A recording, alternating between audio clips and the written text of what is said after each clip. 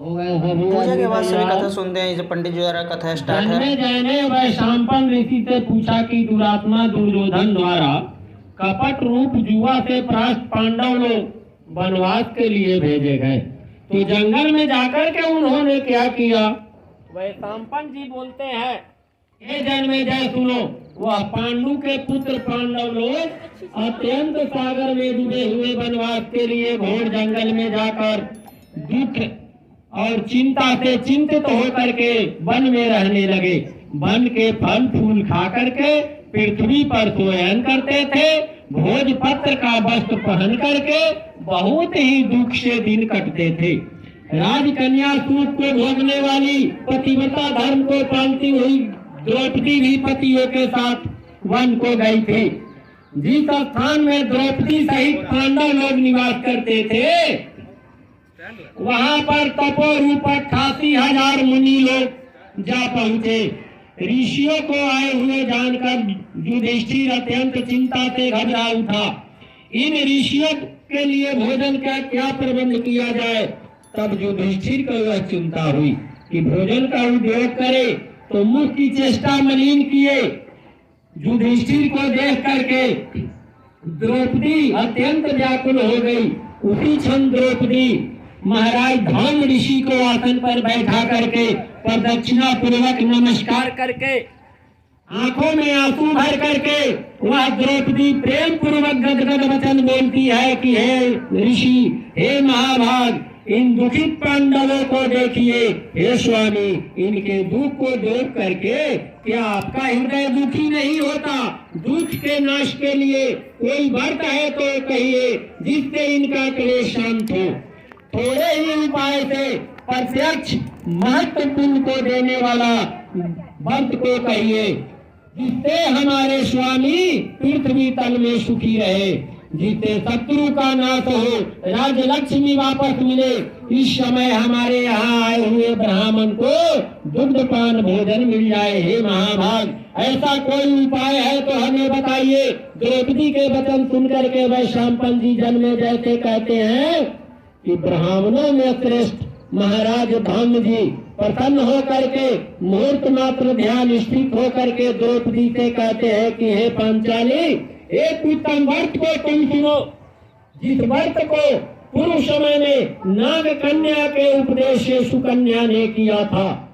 स्त्रियों के साथ तुम भी अनेक विघ्नों को शांत करने वाला रवि षष्ठी व्रत को करो। द्रौपदी कहती है कि हे ब्राह्मण, आपका कहा हुआ व्रत कैसा है? इसकी विधि क्या है? उस व्रत में किस देवता का पूजा होता है? वह नाग कन्या कौन थी और किस हेतु उसने इस व्रत को किया था? वह सुकन्या इस आश्चर्य रूपी व्रत को करने वाली कौन थी? हे शरणागत, मेरे इस संशय का निवारण कीजिए। इस भांति द्रौपदी के प्रश्न को सुनकर के धौम जी बोलते हैं कि हे देवी, सतयुग में सरजाति नाम का एक राजा था, जिनके 1000 स्त्रियां थी, जिनसे एक ही कन्या उत्पन्न हुई। उस राजा के कन्या को छोड़ करके दूसरा कोई भी संतान नहीं थी, मात्र एक लड़की थी। वह पिता के घर में बुद्धि को प्राप्त करने लगी। कुछ समय के बाद वह स्वकन्या चंद्रवत मुख, कमलवत नेत्र, युवावस्था को प्राप्त हुई। बाल्यावस्था से ही वह चंचला थी। वह कन्या जो थी अपने पिता के प्राण के समान प्रिय थी। इस पृथ्वी लोक में उसके समान दूसरा कोई भी ऐसा कन्या नहीं थी, इसीलिए उसका नाम सुकन्या पड़ा। एक समय राजा सरजाति शिकार करने के लिए सेना लेकर के घोर जंगल में गए। शिकार खेलने के लिए राजा को जंगल में वास करते हुए रहते हुए 10 दिन बीत गए। राजा सरजाति दिन में शिकार खेल करके रात्रि में स्त्रियों के साथ क्रीड़ा करते हुए जंगल में रहने लगे। एक समय सखियों के साथ सुकन्या फूल लेने के लिए जंगल में गई।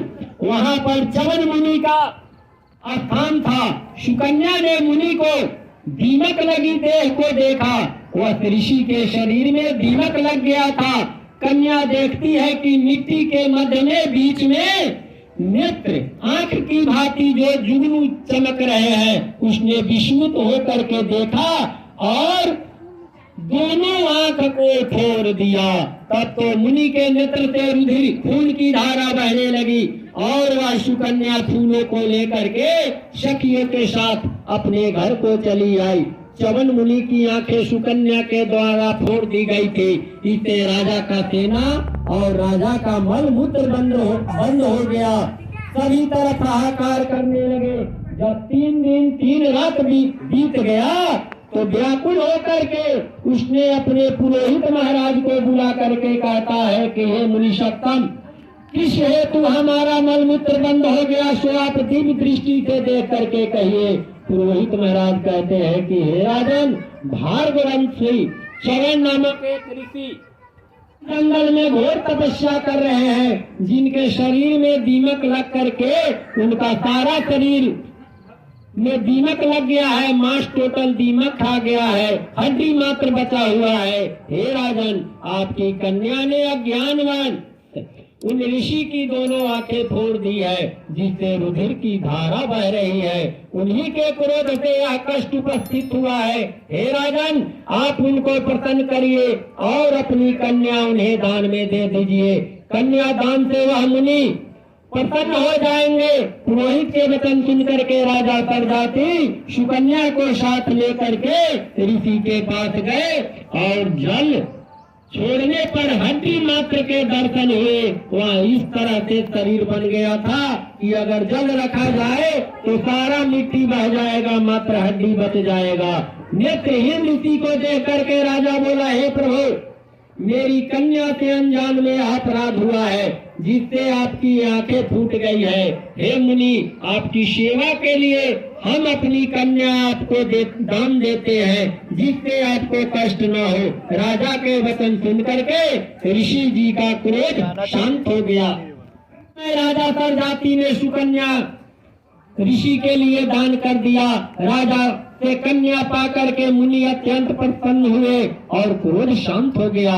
तब राजा को मलमूत्र हुआ और सेना सहित अपने नगर को चले आए। वह सुकन्या नेत्रहीन चवन ऋषि की सेवा करने लगी। वह सुकन्या कार्तिक मास में एक दिन जल के लिए तालाब में गई। वहाँ अनेक आभूषणों से युक्त नाग कन्या को देखा। श्री कश्यप जी के यज्ञ मंडप में सूर्य भगवान का पूजन करती हुई नाग कन्या को देख करके सुकन्या ने धीरे से पास जाकर पूछा, हे महाभाग, आप यहाँ क्या कर रही हैं? किस कारण यहाँ आई है? सुकन्या के इस वचन को सुन करके नाग कन्या बोली, हे साध्वी, मैं नाग कन्या हूँ, व्रत धारण कर कश्यप जी के पूजन के लिए यहाँ आई हूँ। सुकन्या बोलती है, आप हे नाग कन्या क्या कर रही है? इस व्रत का क्या प्रभाव है, क्या पुण्य है, हमको बताइए। किस महीने में किस तिथि को उत्तम व्रत किया जाता है? नाग कन्या ने कहा, कार्तिक शुक्ल षष्ठी को शक्ति युक्त होने पर सर्व मनोरथ सिद्धि के लिए यह व्रत किया जाता है। व्रती को चाहिए पंचमी के दिन नियम से व्रत का धारण करे, सायंकाल में खीर का भोजन करे, पृथ्वी पर सोए, छठ के दिन व्रत रहे, दिन में मंडप बना करके सूर्य नारायण का पूजा करे, रात्रि में जागरण करे, अनेक प्रकार के फल और पकवान का भोग लगावे, सूर्य नारायण का ध्यान करे। जिस समय तक सूर्य नारायण का दर्शन न हो तब तक व्रत धारण किए रहे। प्रातः काल सप्तमी को सूर्य नारायण के दर्शन करके अर्घ दे। क्या हो रहा है? डॉगी कथा सुनने आया। दूध, नारियल, केदली, फूल, चंदन से 12 नाम सूर्य के हैं। उन्हीं नामों का उच्चारण करते हुए प्रत्येक नाम से दंडवत प्रणाम करते हुए अर्घ दे। जगत के संता, जगत के नेत्र, जगत के उत्पत्ति, पालन करता, नाश करता, त्रिगुण रूप, त्रिगुणात्मा, ब्रह्मा विष्णु शिव रूप सूर्य नारायण को नमस्कार है। उसी प्रकार इस व्रत के करने से सूर्य नारायण महाघोर कष्ट को दूर करके मनवांछित फल को देते हैं। हे सुवर्ते, हमने यह रवि षष्ठी व्रत तुमसे कहा। श्री धौम जी ने कहा, हे द्रौपदी, नाग कन्या के इस वचन को सुन करके सुकन्या ने भी इस उत्तम व्रत को किया। उस व्रत के प्रभाव से चवन ऋषि के नेत्र ठीक हो गए। ऋषि चवन जी का पहले की भांति निरोध हो गया। सुकन्या के साथ लक्ष्मी नारायण की भांति राजयुक्त होकर के सुख भोगने लगे। इसी से हे पंचाल नंदिनी, तुम भी इस उत्तम व्रत को करो। उसी व्रत के प्रभाव से तुम्हारे पति पुनः राज लक्ष्मी को पाएंगे और निसंदेह तुम्हारा कल्याण होगा। तब द्रौपदी ने धम महाराज की आज्ञा से यथाविधि इस व्रत को किया और युधिष्ठिर ने अतिथि रूप में आए हुए ब्राह्मणों को भोजन देकर प्रणाम किया। वैशंपायन जी कहते हैं कि हे जन्मेजय, धौम जी के इस व्रत को जान करके द्रौपदी ने किया। उसी व्रत के प्रभाव से द्रौपदी पांडवों सहित पुनः राज लक्ष्मी को प्राप्त हुई।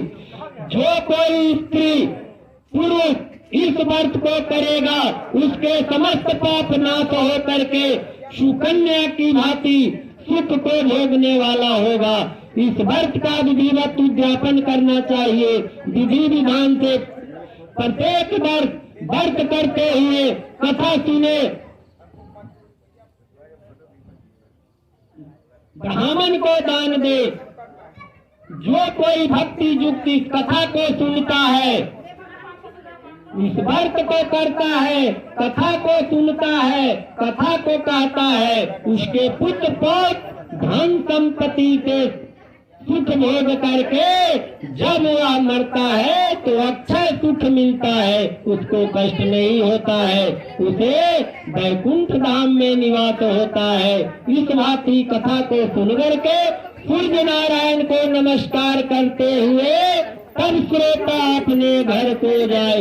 एक बार बोलिए सूर्य नारायण भगवान के, छठ महारानी के, शंकर भगवान के, मैया पार्वती के, बोल बम महादेव।